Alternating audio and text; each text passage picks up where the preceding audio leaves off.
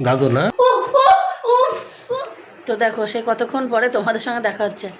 তো গিয়েছিলাম, মানে যে কাজটার জন্য এসেছিলাম সেটা হচ্ছে আমাদের যে পঞ্চায়েত, সেই পঞ্চায়েতে একটা ডকুমেন্ট জমা করার জন্য।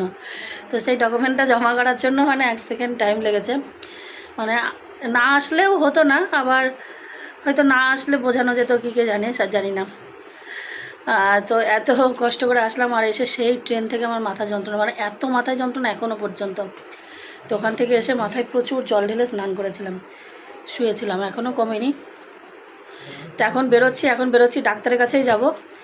ইঞ্জেকশান যে 12 লাখ 12 লাখ যে ইঞ্জেকশানটা নিই, সেই ইঞ্জেকশানটা নেব। কিন্তু ইঞ্জেকশানটা আমি তোমাদেরকে দেখাতে পারছি না, কারণ ইঞ্জেকশানটা নেই। এখন ফার্মেসি থেকে ইঞ্জেকশানটা কালেক্ট করব, তারপরে যাব ডক্টরের কাছে। তো চলো যাই, যদি ইঞ্জেকশানটা পাই, ইঞ্জেকশানটা নিয়ে অবশ্যই তোমাদের সঙ্গে শেয়ার করব, কারণ এই একটা ভিডিও আমার মোস্ট মানে রিকোয়েস্টেড ভিডিও এটা। ওষুধটা তো নেই, তবে জল আর নিডিলটা আছে। ওই ইঞ্জেকশানের তো নিডিলটা চেঞ্জ করতে হয়, মানে সরু নিডিল দিয়ে দিতে হয় না, সেটা নয়, হয়, কিন্তু মানে অনেক সময় হয় জমে যায়। একবার তো মানে 3বার 4বার করে ফোটাতে হয়। ভগবান না করুক আজকে ভালোই হয়, জানি না। এমনিতেই মাথার অবস্থা খুব খারাপ, যেহেতু এসেই পড়েছি। আর ইঞ্জেকশান নেব বলে আমার পরিকল্পনায় ছিল না, হঠাৎ মনে পড়ে গেল যে ডেট তো ওভার হয়ে গেছে। তো যেহেতু এসেছি, এখন ইঞ্জেকশানটা নেব, নিয়ে ইঞ্জেকশানটা করে আসবো। তো চলো এখন বেরোচ্ছি, তারপরে দেখা যাক কী হয়। তো দেখো, একদিনের জন্য তো গ্রামে এসেছিলাম অন্য একটা কাজে। তো সেই ভিডিওটা আমি একটু পরেই দেবো, কারণ ইঞ্জেকশন ভিডিওটাই আগে দিই। আর হচ্ছে এর আগে তিনবার অন্য ডাক্তারের কাছে করা হয়েছিল, আমার বাপের বাড়ির ওইখানে, যেখানে আমি ছোটবেলা থেকে নিতাম। কারণ ঠিক সেই সময়ই আমি ওইখানে গেছি, ওই জন্য ওখানেই নিয়েছি। কিন্তু এইবার এখানে এসেছি অন্য কাজে। কিন্তু যেহেতু টাইম হয়ে গেছে, আমার কিন্তু মনে পড়ে গেল, তো ভাবলাম যে ইঞ্জেকশনটা নিয়েই নিই। এই একবার ইঞ্জেকশনটা নিয়ে নিলে আবার একটা মাস নিশ্চিন্ত। আর টাইম মতো নিলে শরীরটা কিন্তু ভালো থাকে, আর টাইম মতো না নিলে শরীরটা আবারও খারাপ হয়। তো ইনজেকশনটা দেখছি ছিল না, তো ওই রাত্রিতে ও আবার কি করলো, আমাকে এই যে ডাক্তারবাবুর বাড়িতে নামিয়ে দিয়ে আমি এখানে বসে গল্প করছিলাম। আর ও গেল 6 কিলোমিটার দূরে হচ্ছে আমাদের ফার্মেসি। তো সেই 6 কিলোমিটার দূরে ও রাত্রিতে গিয়ে আবার ইনজেকশনটা নিয়ে তারপরে আসলো। তারপরে এই যে ডাক্তারবাবু ইনজেকশনটা রেডি করছে। তো অনেক দিন পর এই ডাক্তারের কাছে ইনজেকশন নেওয়া হচ্ছে। আজ টানা 3টে ইনজেকশন আমি আগের ডাক্তারের কাছে নিয়েছি। আর এই বিয়ের পরে আমি এই ডাক্তারের কাছেই নিই। যারা আমার ভিডিও দেখো তারা তো জানো। আর এটা হচ্ছে পরিচিতি বাড়ি, বান্ধবীর বাড়ি। আর তো এই যে বাচ্চা ছেলেটা, এ অনেক মজা করছে। আর ও হচ্ছে কি, ও আমাকে দেখে যে আমি খুব কান্না করি। ও আমাকে আসলেই বলবে যে, ইনজেকশন নিলে কি লাগে? একটুখানি পিঁপড়ে কামড়ানোর মতো লাগে, আর তুমি শুধু জোরে কান্না করো। কিন্তু যারা পেনিসিলিন ইনজেকশন, ও তো বাচ্চা মানুষ, ও তো জানে না পেনিসিলিন ইনজেকশনের যে কি ভয়ঙ্কর যন্ত্রণা। কি বলবো, যখন পা দিয়ে ইনজেকশনটা শিরা দিয়ে যায় না, মনে হয় যেন পাটা একদম কেটে যাচ্ছে, মানে এত যন্ত্রণা। যারা জানো, যারা এই ইনজেকশন সম্পর্কে যারা অবগত, তারা হয়তো জানবে। আর না জানলে আমি তাদেরকে বলে বোঝাতে পারবো না যে যন্ত্রণাটা কি লেভেলের হয়। এই যন্ত্রণা সহ্য করেই কিন্তু আমি বেঁচে আছি, এখনো বেশ কয়েকটা বছর আমাকে এই ইনজেকশন নিতে হবে।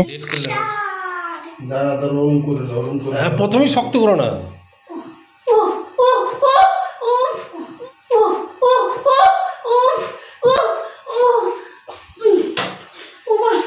কত সুন্দর হলো।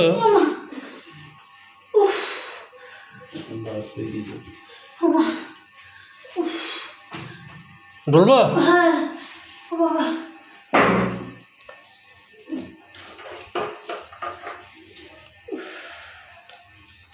এই যতক্ষণ না হয় আমি যে কি ভয়ে থাকি, আমি যা এই যে না হয়, এই যদি না হয়। ভালো হয়েছে আজকে।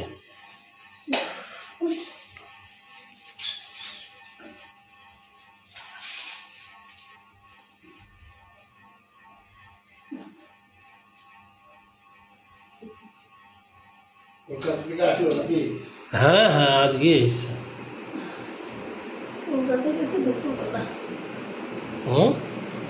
কলকাতা গেছে দুপুরবেলা।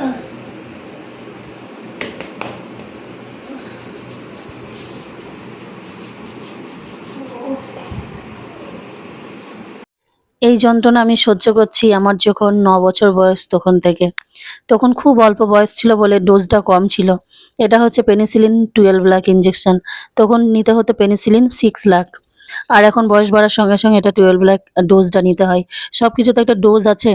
আর এই যন্ত্রণা কি বলবো, এখনো আমাকে আমার বয়সে 40 বছর পর্যন্ত নিতে হবে। 40 বছর পরে কি হবে সেটা আমি জানি না। তো ডাক্তারে বলেছে 40 বছর বয়স পর্যন্ত নিতে হবে। তারপরে হয়তো মানে যদি বেঁচে থাকি, এটা হয়তো হতে পারে যে ডাক্তার আমাকে বলে না যে 40 বছরের পর, আমার যে সার্জারিটা হয়েছে আমার 17 বছর বয়সে হয়েছে।